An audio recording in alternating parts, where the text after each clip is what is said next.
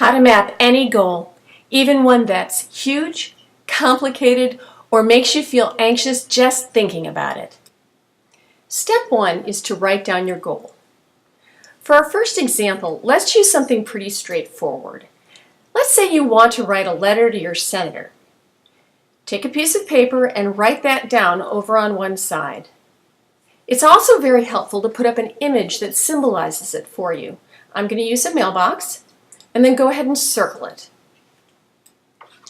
Now, the whole purpose behind mapping a goal is to help you get things done that seem too big, too complicated, or just too scary to do easily.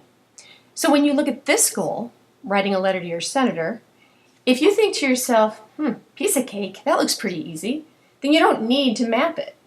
But let's say you feel more like this small panicking cow here, who really wants to write her senator about banning bovine growth hormone, say, but she feels disorganized and busy, and she's got this teeny tiny phobia about writing, and especially is worried about looking like a fool.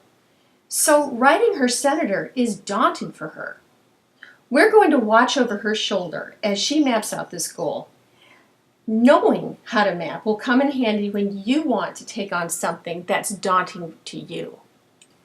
If step 1 is writing down your goal, step 2 is to figure out all the obstacles that are in your way of getting that goal done.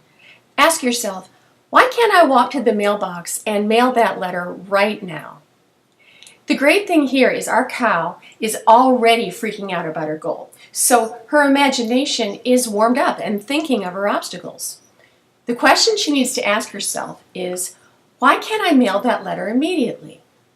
Well, the most basic obstacle is, I haven't written the letter yet. And then I think, even if I wrote the letter, I have no idea where to send a letter to a senator. I don't have an address. And maybe I remember that I don't even have a stamp. Those are her 3 great obstacles. Step 3 is to flip every obstacle into a big step. You take each obstacle and express its opposite, and therefore turn it into a step you can take. Here's how it works. Take the obstacle, don't have an address. Now flip it into find the address. Haven't written the letter becomes write the letter. Don't have a stamp becomes find a stamp. You see, you've now flipped your 3 obstacles into 3 big steps. Once you've got your big steps, write them down, circle them, and attach them to your goal. Okay, this is where we get into the real nitty-gritty of mapping out your goal. What we need to do is break these big 3 steps that you've just come up with. Find the address, write the letter, find a stamp, and break them into smaller and smaller steps until you've got a step small enough you could do it right away. We'll start with the hardest one for most people, which is, of course, writing the letter. Think to yourself, how can I break that down? What's a smaller step I need to do first? Maybe you're the kind of person who likes to do a rough draft. So let's write that down and circle it and attach it. Going further to the right now, you ask yourself, what's a smaller step I need to do to get a rough draft done? Of course, you need to figure out what you want to say. So write that down and connect it. How can we break down, figure out what I want to say? When I get to a place like this, I usually think brainstorming is a good idea. So let's make a step of brainstorming for 15 minutes or so. Either do yourself with a pen and a pad of paper, or with a friend if that's more your style. Now, you've reached an important new part of your map. Whenever you get to a step that is small enough to do in about 5, 10, or 15 minutes, you're now able to make it a go box. A go box is a step you can do today if you wanted. So draw a box around it. I use green for go because it inspires me, but you can use any color you want, and attach it. Go boxes are powerful because they take a goal which might be big or scary enough to really put you off and give you just a tiny step, what one of my wayfinders calls a bite-offable chew that's small enough and non-threatening enough to get you started right away. If you've got 15 minutes, you can actually work towards your much larger goal. Which brings us to step 5. If you keep putting off your go box, never quite getting around to it, the answer isn't willpower or to beat yourself up. The answer is to make it even smaller. Instead of brainstorming for 15 minutes, say in this example, let's try 5 minutes. Or if that's not working, let's break it down to 2 minutes.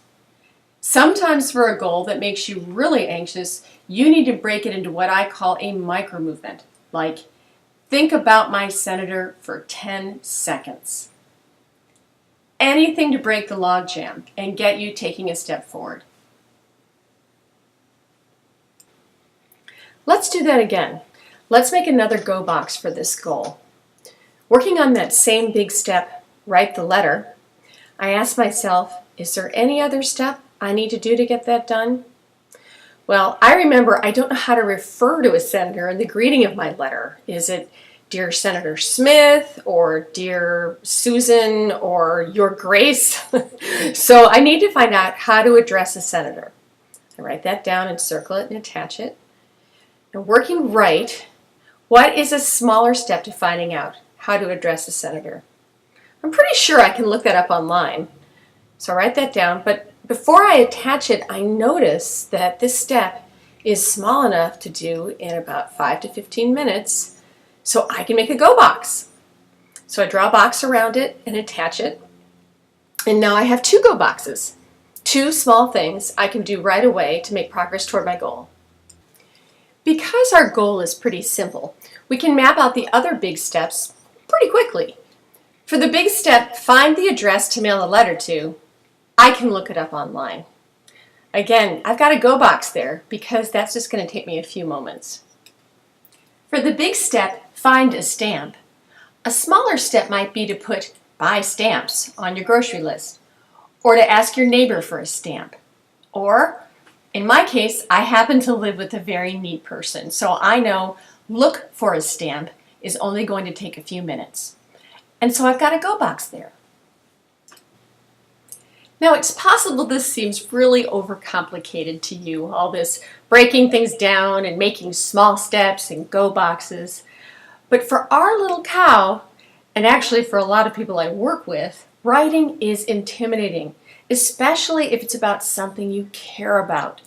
So we've taken that scary goal and given the cow 4 small steps she can take right away that aren't particularly scary because they're so small.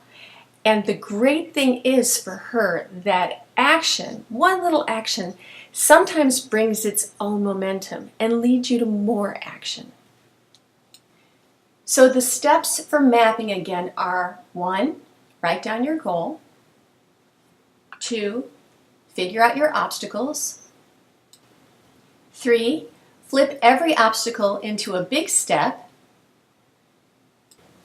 4, break big steps into smaller steps until you reach a go box.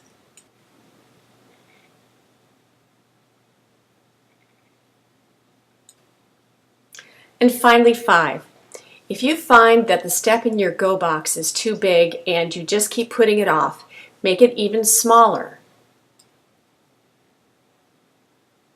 That's it.